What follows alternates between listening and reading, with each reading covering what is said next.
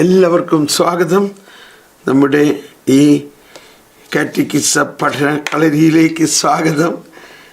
സഭയുടെ പ്രബോധന അധികാരം 85-ാമത്തെ ഖണ്ഡികയിലൂടെ നമ്മൾ കടന്നുപോയി. സഭയുടെ സജീവ പ്രബോധനാധികാരം, ഇതിനെക്കുറിച്ചെല്ലാം നമ്മൾ പഠിക്കുകയായിരുന്നു. 888 മുതൽ 892 വരെയുള്ള ഭാഗങ്ങളിലൂടെ നമ്മൾ നീങ്ങുകയായിരുന്നു.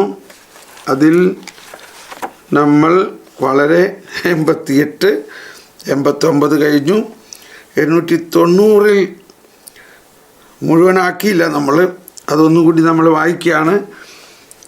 ദൈവം ക്രിസ്തുവിൽ 890 തൻ്റെ ജനവുമായി സ്ഥാപിച്ച ഉടമ്പടിയുടെ നിർണായകമായ സ്വഭാവത്തോട് പ്രബോധന അധികാരത്തിൻ്റെ ദൗത്യം ബന്ധിക്കപ്പെട്ടിരിക്കുന്നു. അതിനു മുമ്പ് ഉള്ള പാരഗ്രാഫ് ഒന്ന് പെട്ടെന്ന് വായിക്കട്ടെ.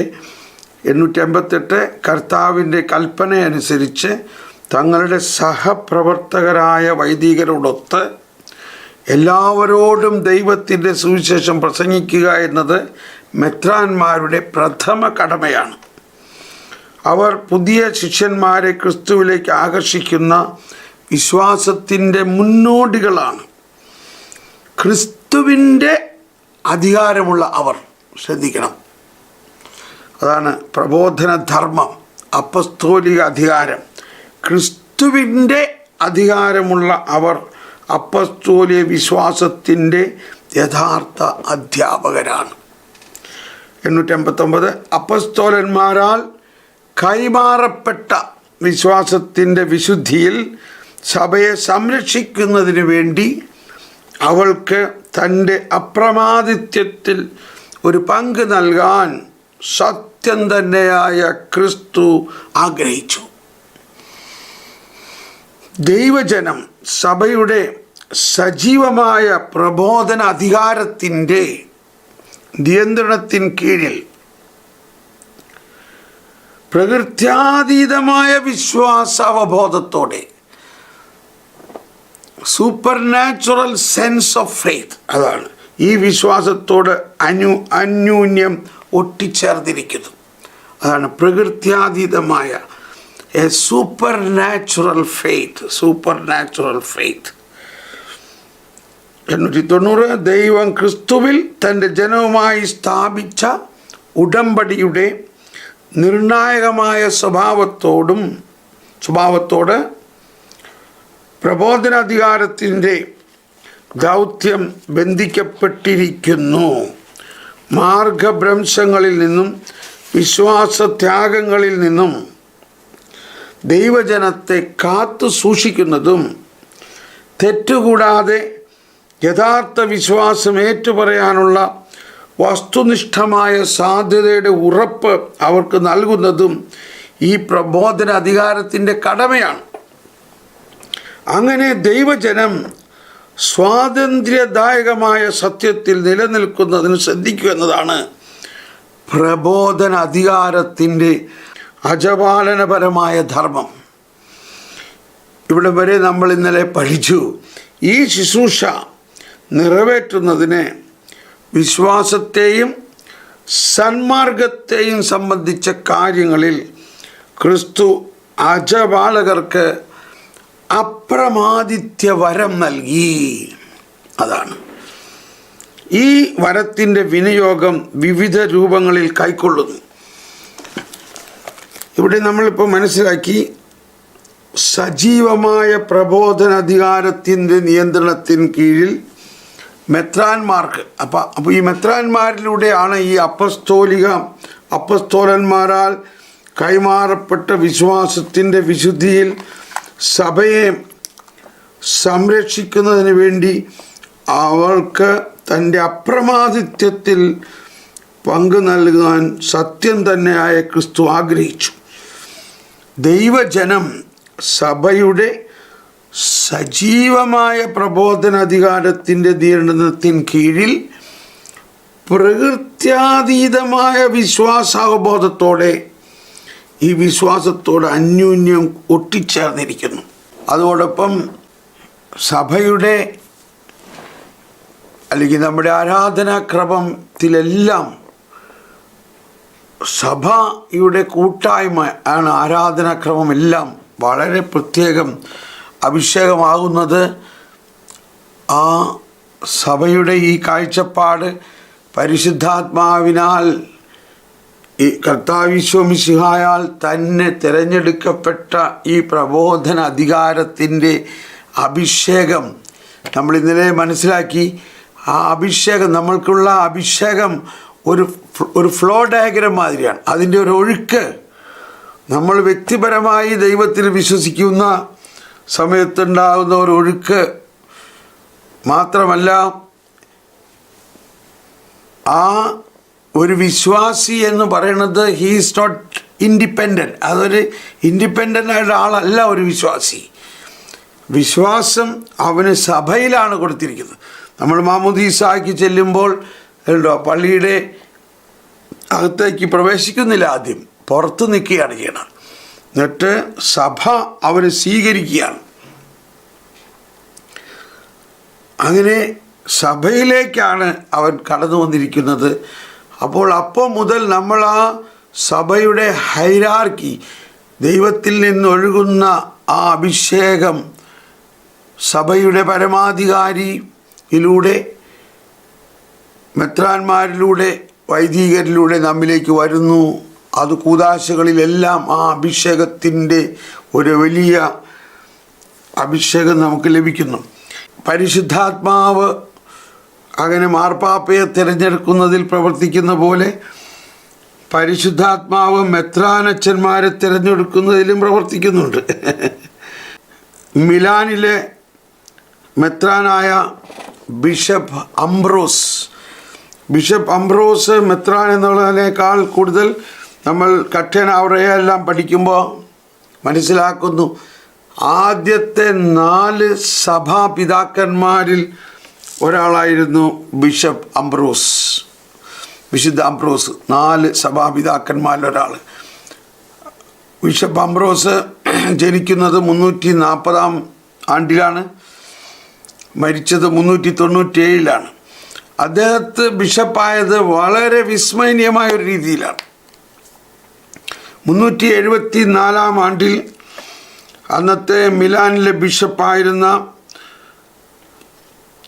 അക്സീനിയോസ് എന്ന ഒരു ആര്യൻ, അപ്പോൾ അന്ന് 2-3 കത്തോലിക്ക സമൂഹങ്ങളുണ്ടായിരുന്നു. ആര്യനിസം ഉണ്ടായിരുന്നു. പിന്നെ അപ്പോൾ ആ ആര്യൻ നൈസീൻ ക്രിസ്ത്യൻ ഉണ്ടായിരുന്നു. അപ്പോൾ അദ്ദേഹം മരിച്ചു കഴിഞ്ഞു. പിന്നെ അടുത്ത ബിഷപ്പിനെ തിരഞ്ഞെടുക്കുന്ന സമയത്ത്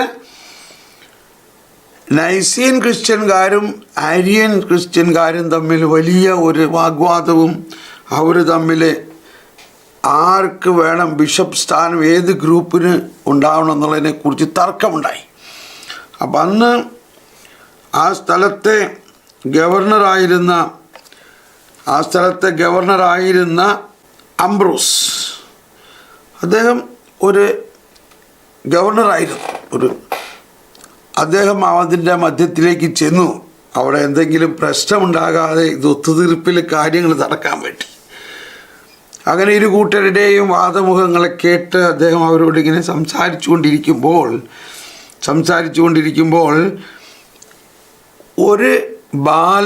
ഒരു ബാലൻ ഇങ്ങനെ ചാൻറ്റ് ചെയ്യാൻ തുടങ്ങി, അംബ്രോസ് ബിഷപ്പ്. ഉടനെ അത് മറ്റുള്ളവരും ഇങ്ങനെ ഏറ്റെടുത്ത് അംബ്രോസ് ബിഷപ്പ്. അങ്ങനെ സാവധാനം എല്ലാവരും ഇതിങ്ങനെ പറയാൻ തുടങ്ങി, അംബ്രോസ് ബിഷപ്പ്. പള്ളിയിടത്തുണ്ടായിരുന്ന എല്ലാവരുടെയും അധരത്തിൽ നിന്ന് അംബ്രോസ് ബിഷപ്പ്. അങ്ങനെ ഈ 2 ഗ്രൂപ്പുകാർക്കും, അംബ്രോസ് നൈസീൻ ക്രിസ്ത്യൻ പക്ഷക്കാരനാണെങ്കിലും മാമോദീസ സ്വീകരിച്ചിട്ടുണ്ടായില്ല അതുവരെയ്ക്കും. അപ്പോൾ മാമോദീസ പോലും സ്വീകരിക്കാതെ, പക്ഷെ എന്നാൽ നൈസീൻ ക്രിസ്ത്യ അനുഭാവിയായിരുന്നു. ആര്യൻ ക്രിസ്ത്യൻകാർക്ക് അദ്ദേഹത്തിന് സമ്മതനായിരുന്നു, കാരണം അവിടുത്തെ ഗവർണർ നല്ല മനുഷ്യനുമാണ് എന്നുള്ളത്. അങ്ങനെ എല്ലാവരും കൂടി അംബ്രോസിനെ ബിഷപ്പായിട്ട് തിരഞ്ഞെടുത്തു. പുള്ളി ആകെ പകച്ചു. പുള്ളിക്ക് ഒട്ടും താല്പര്യമില്ല. കാരണം ഇത്രയും വലിയ പദവി, പുള്ളി അതിന് തിയോളജിക്കലായിട്ട് ഒന്നും അറിഞ്ഞൂടാ, ഒരു ക്രിസ്ത്യാനി പോലും ആയിട്ടില്ല. അദ്ദേഹം അവിടെ നിന്ന് ഓടി അദ്ദേഹത്തിൻ്റെ ഒരു സുഹൃത്തിൻ്റെ വീട്ടിൽ പോയി ഒളിച്ചിരുന്നു. പക്ഷേ പിന്നീട് അവിടുത്തെ എംപറർ ഒരു നിയമം പുറപ്പെടുവിച്ചു, ഇദ്ദേഹത്തെ ആരും ഒളിപ്പിച്ചു വയ്ക്കരുത്, അദ്ദേഹത്തെ ഒളിപ്പിച്ചു വയ്ക്കുന്നവരെ വലിയ ശിക്ഷ കിട്ടുമെന്ന് എംപറർ ഗ്രേഷ്യൻ ഒരു ഉത്തരവ് പുറപ്പെടുവിച്ചു. അങ്ങനെ അദ്ദേഹം ആ ഒളി സ്ഥാനത്ത് നിന്നും പുറത്തേക്ക് വരേണ്ടി വന്നു. അങ്ങനെ 7-8 ദിവസം കൊണ്ട് അദ്ദേഹം മാമോദീസ മുങ്ങി, പട്ടം കിട്ടി, തുടർന്ന് അങ്ങനെ ബിഷപ്പായി വാഴിച്ചപ്പെട്ടു. 7-8 ദിവസം കൊണ്ട് മാമോദീസ മുതൽ ഒന്നും അദ്ദേഹം സ്വീകരിച്ച് ബിഷപ്പായി വാഴിച്ചു. ബിഷപ്പായി വാഴിച്ചു കഴിഞ്ഞപ്പോൾ അദ്ദേഹം തൻ്റെ സകല സ്വത്തുകളും ദരിദ്രർക്ക് കൊടുത്ത് ഒരു തപസ്യ ജീവിതത്തിലേക്ക് അദ്ദേഹം പൂർണ്ണമായിട്ട് എല്ലാം മറ്റുള്ളവർക്ക് കൊടുത്തുകൊണ്ട്, അദ്ദേഹത്തിൻ്റെ സിസ്റ്റർ ഒരു കന്യാസ്ത്രീ ആയിരുന്നു, അവർക്ക് വേണ്ടി കുറച്ച് മാത്രം മാറ്റിവെച്ചെല്ലാം. അങ്ങനെ അദ്ദേഹം സഭയിലെ വളരെ വലിയ ഒരു ദൈവശാസ്ത്രജ്ഞനും സഭാപിതാക്കന്മാരിലൊരാളായി. പരിശുദ്ധാത്മാ നിവേശിതമെന്ന് മാത്രമല്ല, ഒരു പ്രകൃത്യാതീതമായ വിശ്വാസ അവബോധത്തോടെ ഈ വിശ്വാസത്തോട് അന്യോന്യം ഒട്ടിച്ചേർന്നിരിക്കുന്നു. പ്രകൃത്യാതീതമായ വിശ്വാസ അവബോധത്തോടെ. അപ്പോൾ ദൈവത്തിൽ നിന്ന് നേരിട്ട് വരുന്ന ഒരു പ്രബോധന അധികാരം, അതിൻ്റെ ഇൻഫാലിബിലിറ്റി അല്ലെങ്കിൽ അതിൻ്റെ അപ്രമാദിത്വത്തിൽ വിശ്വാസികൾ വിശ്വസിക്കണം. ഇതിനാണ് ഒരുപാട് ഈ കാലഘട്ടത്തിൽ വലിയ വെല്ലുവിളി ഉണ്ടായിക്കൊണ്ടിരിക്കുന്നത്.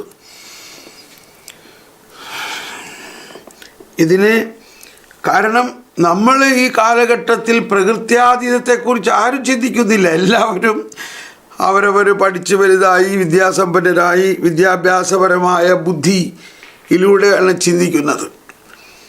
അപ്പം ഇപ്പോൾ പ്രത്യേകിച്ച് ഇവിടെ ഇനി പറയാൻ പോകുന്നത് ഈ ശുശ്രൂഷ 890 അവസാനത്തെ വരി, ഈ ശുശ്രൂഷ നിറവേറ്റുന്നതിന് വിശ്വാസത്തെയും സന്മാർഗത്തെയും സംബന്ധിച്ച്, ഫെയ്ത്ത് ആൻഡ് മോറൽസ്, വിശ്വാസത്തെയും സന്മാർഗത്തെയും സംബന്ധിച്ച കാര്യങ്ങളിൽ ക്രിസ്തു അജപാലകർക്ക് അപ്രമാദിത്വവരം നൽകി.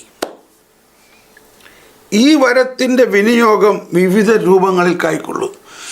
അപ്പോൾ ഈ അപ്രമാദിത്വ വരം എന്ന് പറയുന്നത് ഇതിനെ സംരക്ഷിക്കാൻ വേണ്ടിയിട്ടാണ്. വിശ്വാസം, ഫെയ്ത്ത് ആൻഡ് മോറൽസിനെ സംരക്ഷിക്കണം.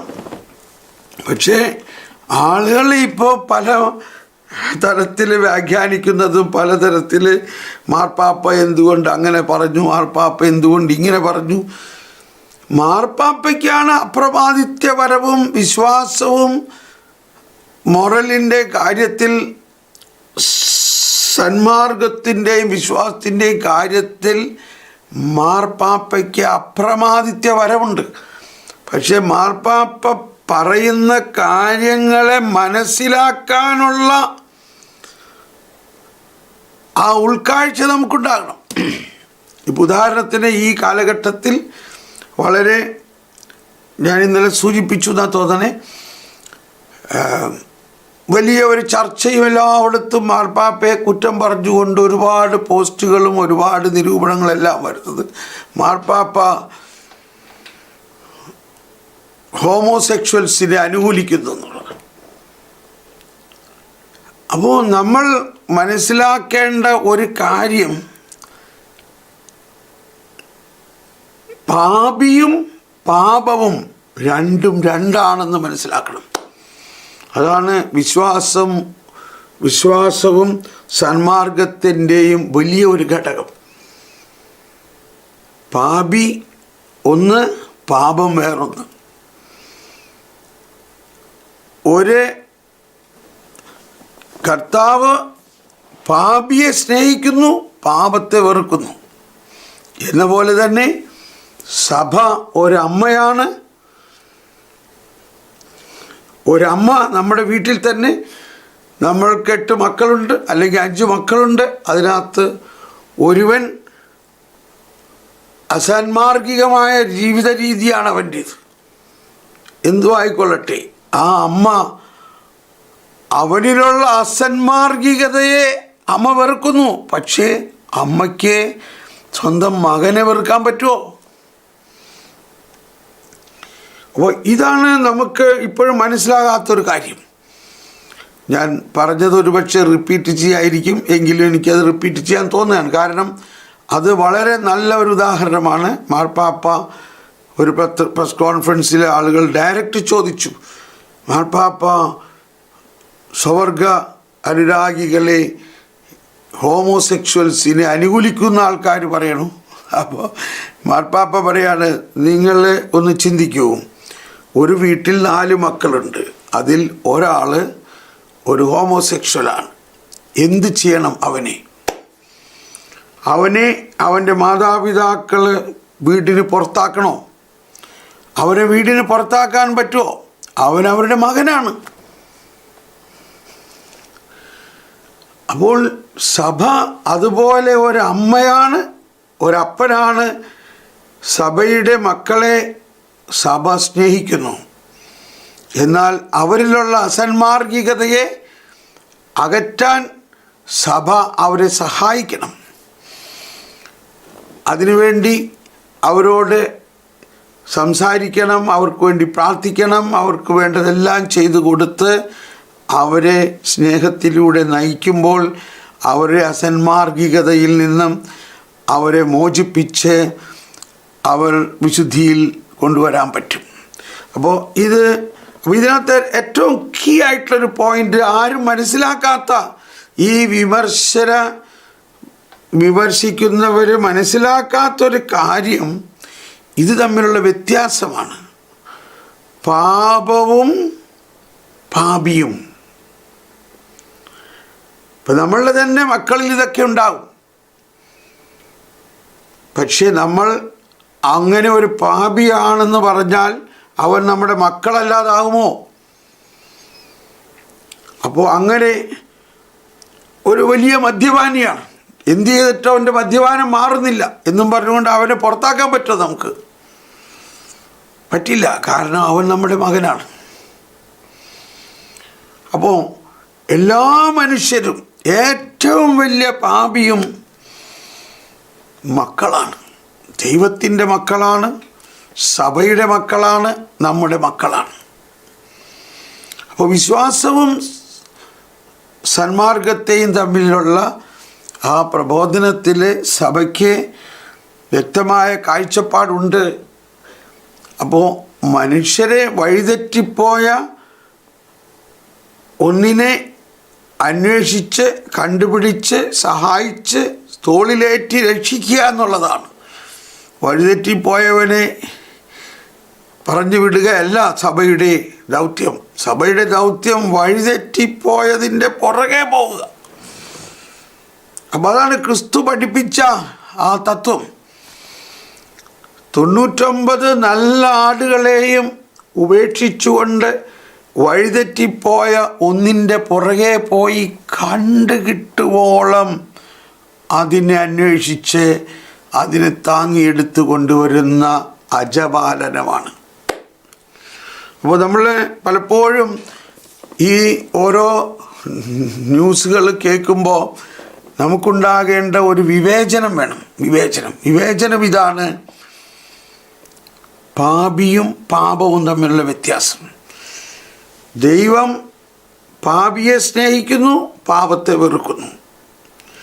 ഇത് ദൈവത്തിൻ്റെ തത്വത്തനിമയാണ്. അതുതന്നെയാണ് സഭയ്ക്ക് ഉള്ളതും.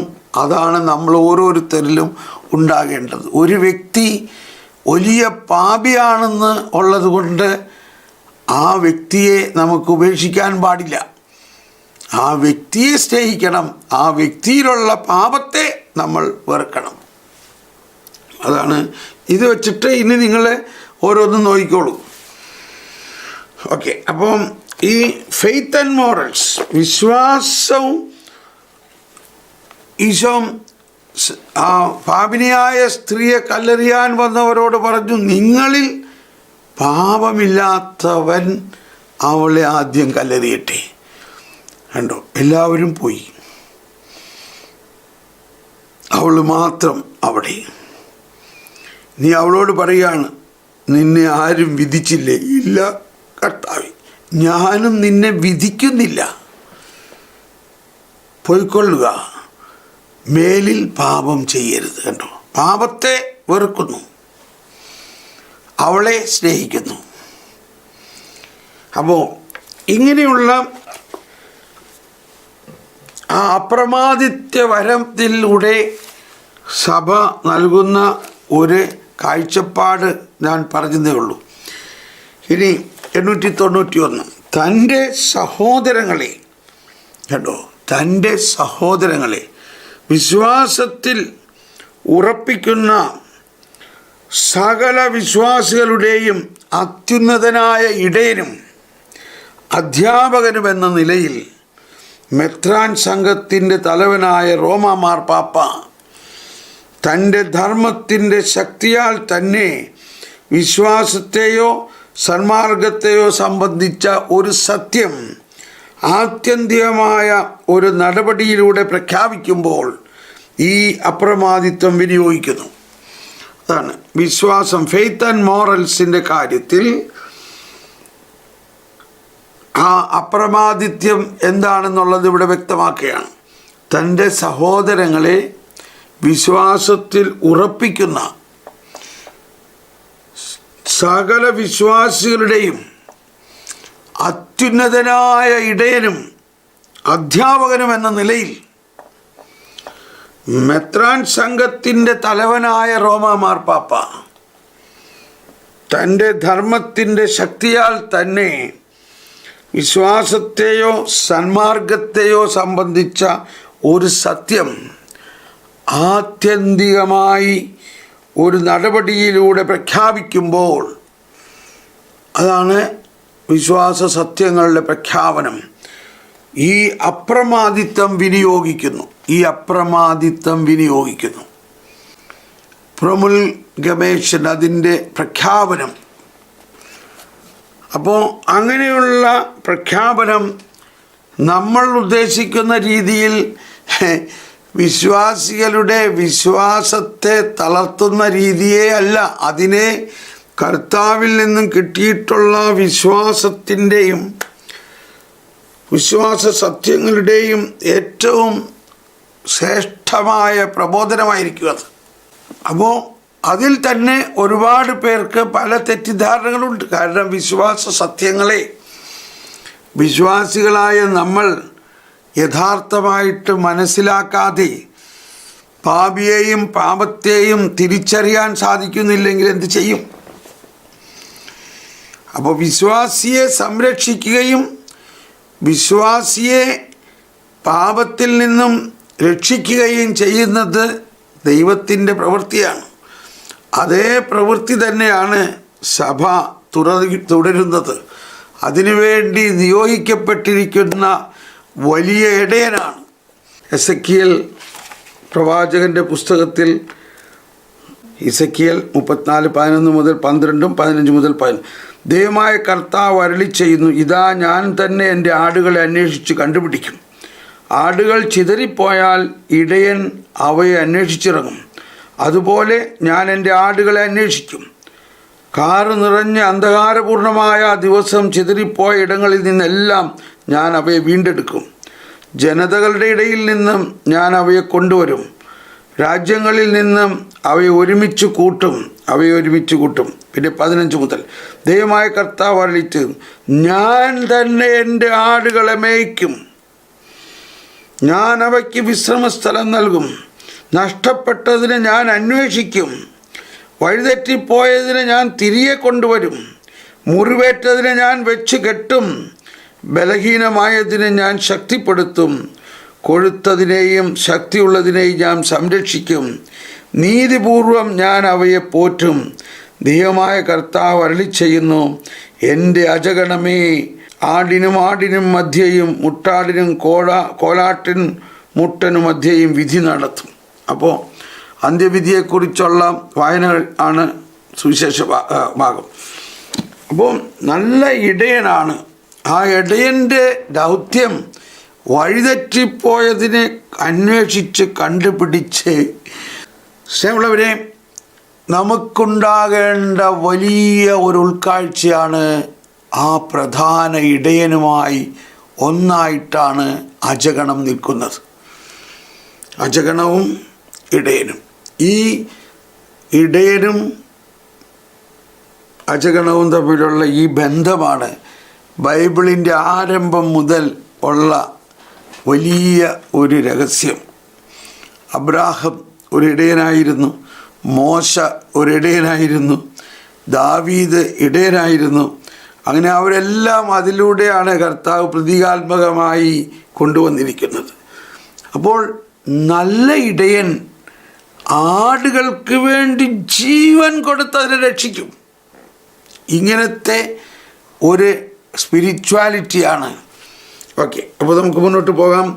തൻ്റെ സഹോദരങ്ങളെ വിശ്വാസത്തിൽ ഉറപ്പിക്കുന്ന സകല വിശ്വാസികളുടെയും അത്യുന്നതനായ ഇടയനും അധ്യാപകനും എന്ന നിലയിൽ മെത്രാൻ സംഘത്തിൻ്റെ തലവനായ റോമാ മാർപ്പാപ്പ തൻ്റെ ധർമ്മത്തിൻ്റെ ശക്തിയാൽ തന്നെ വിശ്വാസത്തെയും സന്മാർഗത്തെയും സംബന്ധിച്ച ഒരു സത്യം ആത്യന്തികമായ ഒരു നടപടിയിലൂടെ പ്രഖ്യാപിക്കുമ്പോൾ ഈ അപ്രമാദിത്വം വിനിയോഗിക്കുന്നു.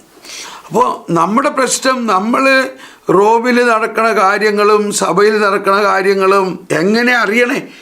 നമ്മൾ ആ സംഭവത്തെ ഈ പത്രമാസികകളിലൂടെ അല്ല അറിയേണ്ടത്. അവർക്കിതിൻ്റെ യാതൊരു സത്യമറിയാത്തവർ എന്തെങ്കിലും അവിടെ ഇവിടെ കേട്ടുമ്പോഴേക്കും ഉടനെ കയറെടുത്തോടുന്നു, കാള പൊട്ടുന്നു, ഇതൊക്കെ പറയണ മാതിരി ഉടനെ ന്യൂസായി. നമ്മൾ അതല്ല കേൾക്കേണ്ടത്. അത് കേട്ടിട്ട് മാർപ്പാപ്പയെ അവഹേളിക്കുന്ന തരത്തിൽ സംസാരിക്കുകയും വിധിക്കുകയും ചെയ്യുന്നത് വലിയ ആജ്ഞതയാണ്.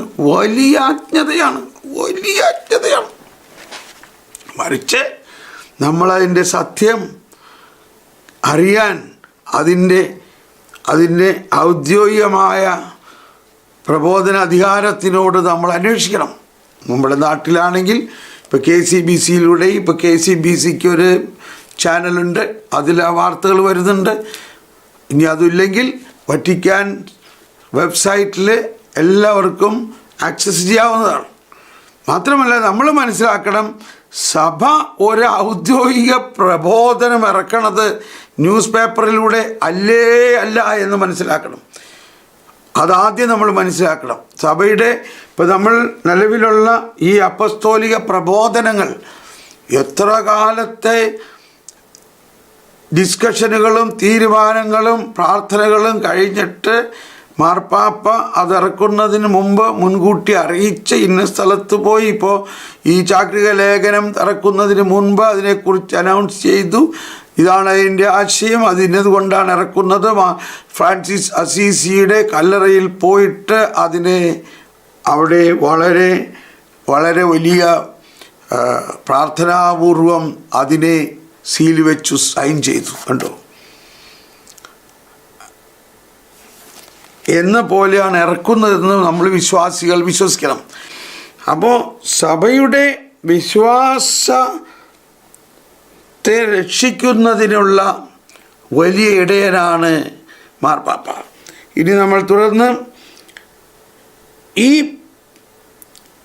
പത്രോസിൻ്റെ പിൻഗാമിയോടൊത്ത് പരമമായ പ്രബോധന അധികാരം വിനിയോഗിക്കുമ്പോൾ, പ്രത്യേകിച്ച് ഒരു സാർവത്രിക സൂനകദോസിൽ മെത്രാന്മാരുടെ സംഘത്തിനും സഭയ്ക്കും വാഗ്ദാനം ചെയ്യപ്പെട്ട ഈ അപ്രവാദിത്വമുണ്ട്.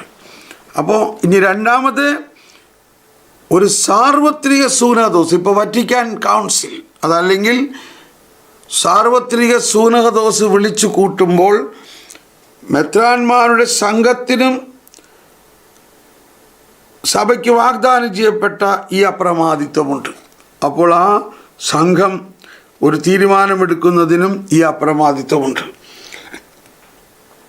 സഭ തൻ്റെ പരമോന്നതമായ പ്രബോധന അധികാരത്തിലൂടെ ഒരു സത്യം ദൈവികമായി വെളിപ്പെടുത്തപ്പെട്ടത് എന്ന നിലയിൽ വിശ്വസിക്കേണ്ടതായും ക്രിസ്തുവിൻ്റെ പ്രബോധനമായും നിർദ്ദേശിക്കുമ്പോൾ ആ നിർവചനങ്ങളെ വിശ്വാസത്തിൻ്റെ വിധേയത്തോടെ മുറുക്കെ പിടിക്കണം. അതാണ് സഭ തൻ്റെ പരമോന്നതമായ പ്രബോധന അധികാരത്തിലൂടെ. അപ്പോൾ ഈ പരമോന്നതമായ പ്രബോധന അധികാരം എന്ന് പറയുന്നത് എങ്ങനെയാണ് നമുക്ക് മനസ്സിലാവുന്നത്? അത് എല്ലാ ബിഷപ്പുമാരുടെയും കോൺഫറൻസ്. അപ്പം എങ്ങനെയാണ് ഈ പരമോന്നതമായ പ്രബോധന അധികാരം എന്ന് നമുക്ക് മനസ്സിലാവുന്നത്? അതാണ് സാർവത്രിക സൂനകദോസോ അല്ലെങ്കിൽ ഒരു ബിഷപ്പ് എല്ലാ ബിഷപ്പുമാരെയും വിളിച്ചു കൂട്ടിയിട്ടുള്ള, അതിനുവേണ്ടി നിയോഗിക്കപ്പെട്ടിട്ടുള്ള, അതിനുവേണ്ടി തിരഞ്ഞെടുക്കപ്പെട്ടുള്ള മെത്രാൻ സംഘവും അല്ലെങ്കിൽ കർദിനാളുടെ സംഘവും തമ്മിൽ വിളിച്ചു കൂട്ടി ഈ ഒരു തീരുമാനത്തിനായി. അതാണ് അപ്പോൾ പ്രബോധന അധികാരത്തിൻ്റെ ഒരു സത്യം. എന്നിട്ട് അവർ ദൈവികമായി വെളിപ്പെടുത്തപ്പെട്ടതെന്ന നിലയിൽ വിശ്വസിക്കേണ്ടതായി. അപ്പോൾ അവരുടെ പ്രാർത്ഥനയിലൂടെ ഈ ദൈവിക വെളിപാടിനെ വിവേചിച്ചറിയുന്നു. ദൈവികമായി വെളിപ്പെടുത്തപ്പെട്ടത് എന്ന നിലയിൽ വിശ്വസിക്കേണ്ടതാണ്.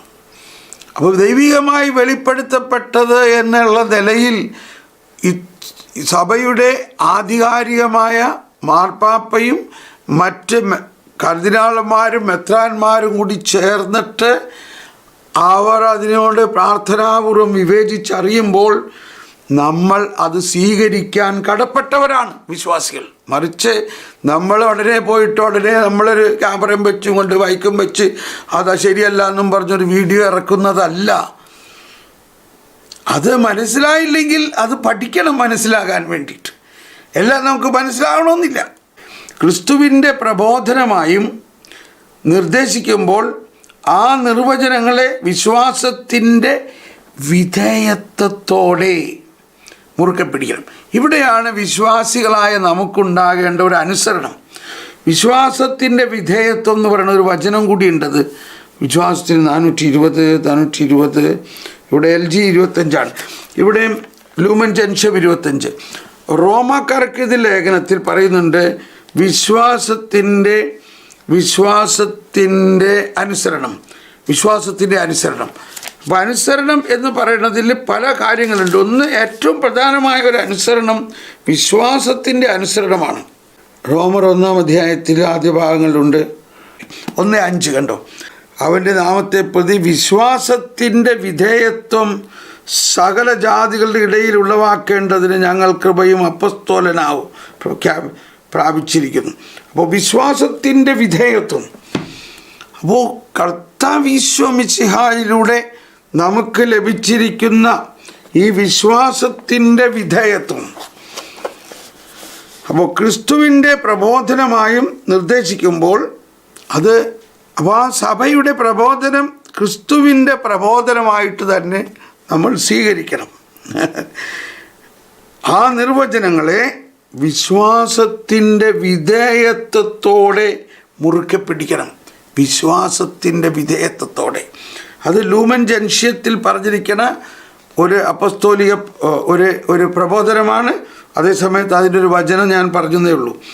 ഈ അപ്രമാദിത്വം ദൈവിക വെളിപാടിൻ്റെ നിക്ഷേപത്തോളം തന്നെ വ്യാപിച്ചു കിടക്കുന്നു. അപ്പോൾ ഈ അപ്രമാദിത്വം എന്ന് പറയുന്നത് ദൈവിക വെളിപാടിൻ്റെ നിക്ഷേപത്തോളം തന്നെ വ്യാപിച്ചു കിടക്കുന്നു. അപ്പോൾ ഈ അപ്രമാദിത്വത്തിലൂടെ സഭയിൽ നൽകപ്പെടുന്ന ആ സഭയുടെ പ്രബോധന അധികാരം നൽകപ്പെടുന്ന ആ പ്രബോധനങ്ങളെ സ്വീകരിക്കുമ്പോൾ ആണ് നമ്മളുടെ വിശ്വാസം പക്വത പ്രാപിക്കുന്നത്. അല്ലെങ്കിൽ നമ്മൾ ഒരു എമോഷണലായിട്ടുള്ള ഒരു ഔട്ട് ബേസ്റ്റിലാണ് നിൽക്കുന്നത്. ഈ വിശ്വാസ സത്യങ്ങളെ സഭയുടെ പിതാവിൽ നിന്നും വിശ്വാസ പ്രബോധന അധികാരത്തിനോട് ചേർന്ന് അവരതിനെക്കുറിച്ച് വളരെ വിശദമായി പഠിച്ച് ദൈവിക വെളിപാടുകൾ കിട്ടിയിട്ടാണ് അത് നമ്മളെ പഠിപ്പിക്കുന്നത്. ഇനി നമ്മൾ അതിനെ ഗവേഷണം നടത്തി ചർച്ച ചെയ്യേണ്ട കാര്യമല്ല അത്. സഭയുടെ പ്രബോധന അധികാരം നൽകിയിരിക്കുന്ന ഒരു കാര്യത്തിന് പിന്നെ നമ്മൾ ചർച്ച ചെയ്യല്ല വേണ്ടേ, നമ്മൾ എളിമയോടെ വിധേയത്തോടെ അത് സ്വീകരിക്കുകയാണ് വേണ്ടത്. അതാണ് വിശ്വാസി. അപ്പോൾ ഇത് നമ്മൾക്ക് ഈ മേഖലയിൽ ഞാനിത് പറയുമ്പോൾ ഞാൻ അതിൻ്റെ എല്ലാ എളിമയോടും പറയാണ്, അങ്ങനെ നമ്മളും എളിമപ്പെട്ടുകൊണ്ട് അത് സ്വീകരിക്കണം.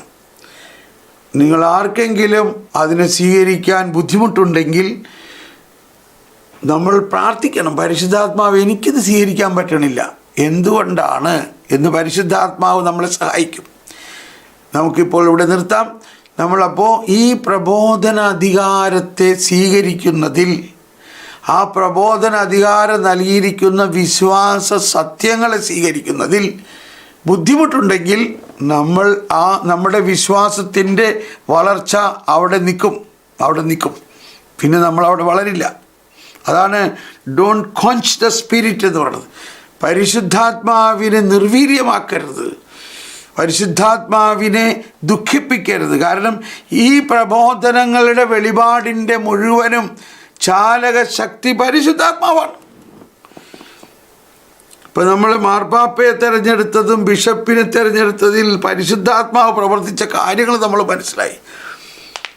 അപ്പോൾ ആ പ്രബോധനത്തെയും മാർപ്പാപ്പയെയും പരിശുദ്ധാരൂപിയിലൂടെ തിരഞ്ഞെടുക്കപ്പെട്ടതും സഭയുടെ ഈ പ്രബോധന അധികാരത്തിൻ്റെ ആ വലിയ ചട്ടക്കൂട്ടിലൂടെ അല്ലെങ്കിൽ അതിലൂടെ വരുന്നതുമായ കാര്യങ്ങളെ നമ്മൾ സ്വീകരിച്ചില്ലെങ്കിൽ നമ്മുടെ വിശ്വാസം വളരില്ല. ആ വിശ്വാസം ഒരിക്കലും വളരില്ല. നമുക്ക് നന്ദി പറയാം പരിശുദ്ധാത്മാവ്. അതുകൊണ്ട് അതിനെ നമ്മൾ പരിശോധിക്കുക നമ്മുടെ ആത്മാവിൽ. അതുകൊണ്ടാണ് നമ്മൾ ഏതെങ്കിലും ഒരു പ്രമാണരേഖ വായിക്കുമ്പോൾ നമുക്കത് മനസ്സിലാവും. ഈ പള്ളിപ്രസംഗങ്ങൾ കേൾക്കുമ്പോൾ നമുക്ക് മനസ്സിലാവും. നമ്മൾ വേറെ ആരെയും നോക്കരുത്, നമ്മൾ ഡയറക്റ്റ് മാർപ്പാപ്പയെ തന്നെ ശ്രമിക്കണം. നമുക്ക് നന്ദി പറഞ്ഞ് സ്തുതിക്കാം. ഈശോയെ നന്ദി, പരിശുദ്ധാത്മാവേ നന്ദി. ഹല്ലേലൂയാ, ഹല്ലേലൂയാ, ഹല്ലേലൂയാ. അതുകൊണ്ട് ഇപ്പോൾ coming to the last point, ഈ പ്രബോധനാധികാരത്തിലൂടെയുള്ള ആ വിശ്വാസ സത്യങ്ങളിൽ സ്വീകരിക്കുന്നതിൽ എന്തെങ്കിലും ബുദ്ധിമുട്ടുണ്ടെങ്കിൽ നമ്മൾ ഇങ്ങനെ പ്രാർത്ഥിക്കണം, പരിശുദ്ധാത്മാവേ എന്നെ സഹായിക്കണേ. Praise the Lord. God bless you.